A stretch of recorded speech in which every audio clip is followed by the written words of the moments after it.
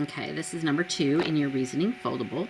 We're going to write a 2-column proof. So if you take a look at this picture, we're given that AB, segment AB, is congruent to segment CD. Just ignore that little dot on top of the congruent. Sometimes the font just adds some weird extra stuff. So let's go ahead and mark that in our picture.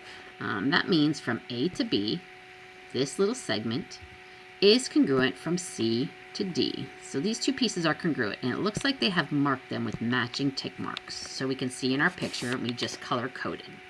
And we want to be able to prove that AC, the measure of or length of AC, is equal to the measure or length of BD.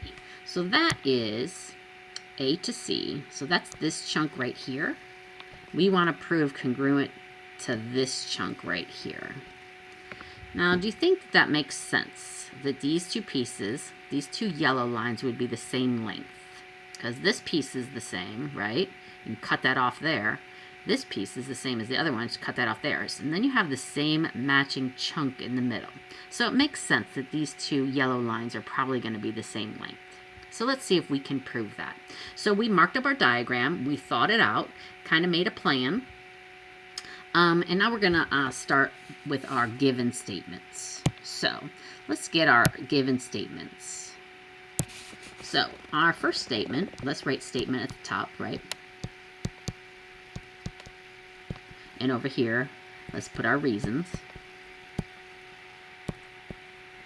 Okay, so we have some statements and we have some reasons.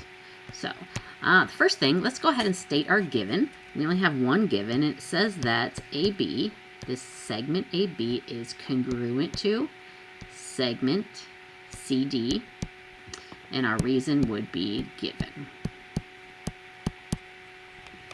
All right, so let's think about what else we have here. Now look, you see how that starts with congruent and ends with equals? So I'm going to go ahead and switch this up to equals. Now we know that congruent does mean equal measure, right? So I can go ahead and do my step 2, and I could say that AB, the measure of AB, is equal to the measure of CD.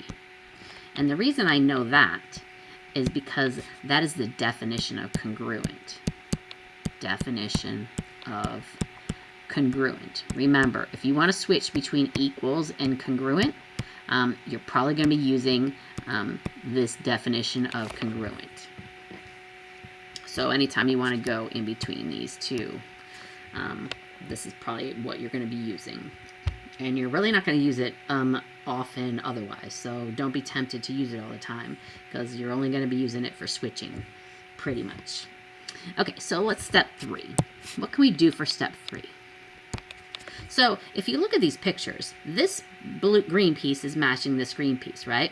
But this little chunk in the middle, you see how this red chunk can be added to this one and added to that one to make the two yellow lines. So basically, and BC is the same as BC, right? So I'm going to actually say that the length of BC is equal to the length of BC. And I just want to throw that in there because we're going to add this chunk to this piece, and we're going to add the same chunk to that piece. And clearly, these two are equal lengths, right? And that is actually called the reflexive property.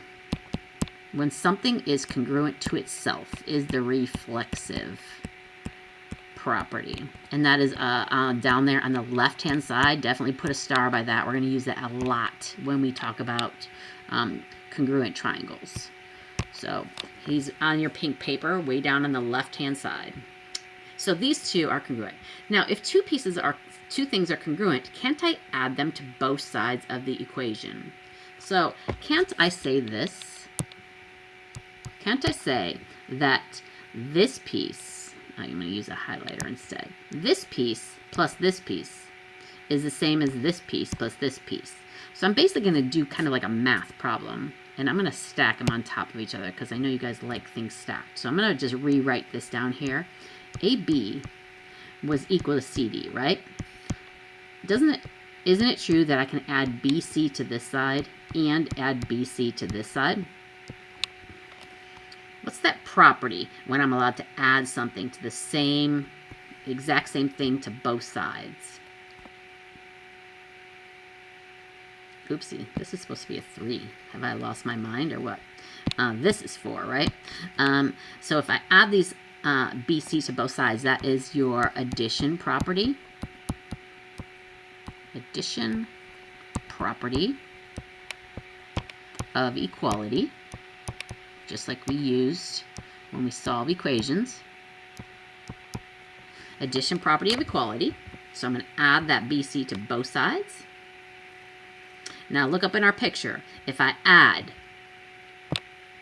what color have I not used? This color. If I add AB plus BC, don't I get this whole piece right here? Little guy plus little guy equals big guy. So AB plus BC actually equals AC, doesn't it? And on the other side, I gotta erase some of this so you can even see. On the other side, I can add CD plus BC, and I will get BD, right? Little guy plus little guy equals big guy. So CD plus BC gives me BD.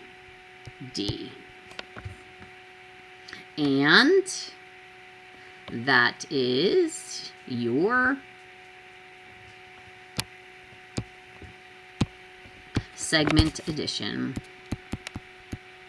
Segment addition property. And that is in the middle column of your pink sheet. Find it, highlight it. It should be near the top. Segment addition. I guess it's the segment, is that the segment addition postulate? It's a postulate, not a property. Postulate. Remember, postulates are things that we don't have to prove. All right.